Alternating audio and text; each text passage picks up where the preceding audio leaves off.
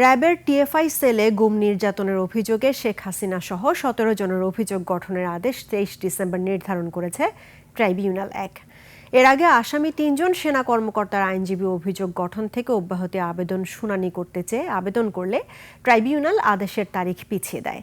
এদিকে শতাধিক গুম ও খুনের মামলায় জিয়াউল আহসানকে ২৩ ডিসেম্বর ট্রাইব্যুনালে হাজিরের নির্দেশ দেয় ট্রাইব্যুনাল।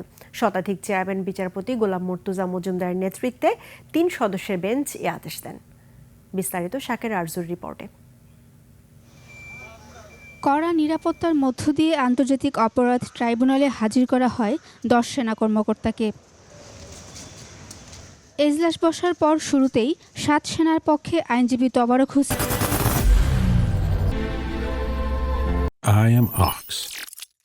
ভূঁইয়া ৩টি আবেদন করেন।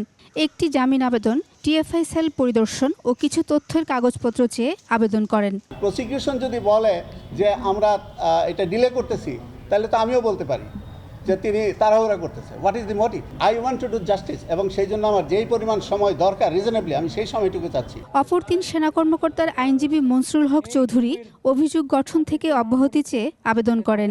আমি ট্রাইব্যুনালকে দেখিয়েছি যে এইখানে চার্জ ফ্রেম করতে হলে প্রসিকিউশনকে ফর্মাল চার্জে একিউজডের বিরুদ্ধে অভিযোগ পিনপয়েন্ট আকারে করতে হবে। শুনানিতে চিফ প্রসিকিউটর তাজুল ইসলাম বলেন, আসামিরা সময়ক্ষেপণ করতেই এসব যুক্তি তুলে ধরেছেন।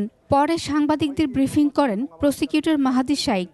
এই মামলাটিতে তাড়াহুড়ার একটি বিষয় তারা বলেছেন বা তারা বারবার প্রেস করার চেষ্টা করছেন বলে আমরা জানতে পেরেছি। মামলাটি ফর্মাল চার্জ জমা হয়েছিল অক্টোবর মাসের ৮ তারিখে। আজকে ডিসেম্বর মাস, 2 মাস পরে এখন চার্জ গঠনের আদেশের জন্য রয়েছে। এই মামলায় আমাদের আইনের যে বিধান রয়েছে, কোনো ধরনের অ্যাডজর্নমেন্ট দেওয়ার সুযোগটাই নাই, আইনেই নাই। তারপরও কিন্তু প্রায় 2 মাস 2.5 মাস হয়ে গিয়েছে আমরা এই মামলাটির কার্যক্রম চলা হচ্ছে, এবং যখনই ডিফেন্স পক্ষ থেকে সময়ের আবেদন করা হচ্ছে, সিনিয়র আইনজীবীরা আসছেন, তারা কথা বলছেন, তারা বিভিন্ন ধরনের আবেদন দিচ্ছেন। এই আবেদনগুলো কিন্তু আদালত মঞ্জুর করছেন এবং তাদেরকে যথাবিহিত সময় দেওয়া হচ্ছে। এদিকে শতাধিক গুম ও হত্যার অভিযোগে জিয়াউল আহসানকে ২৩ ডিসেম্বর ট্রাইব্যুনালে হাজির করার নির্দেশ দেয় ট্রাইব্যুনাল ১। রামপুরায় ২৮ জনকে হত্যার অভিযোগে কর্নেল রেদওয়ান সহ ৪ জনের অভিযোগ গঠনের শুনানি কাল। শাকের আরজু, একুশে টেলিভিশন, ঢাকা।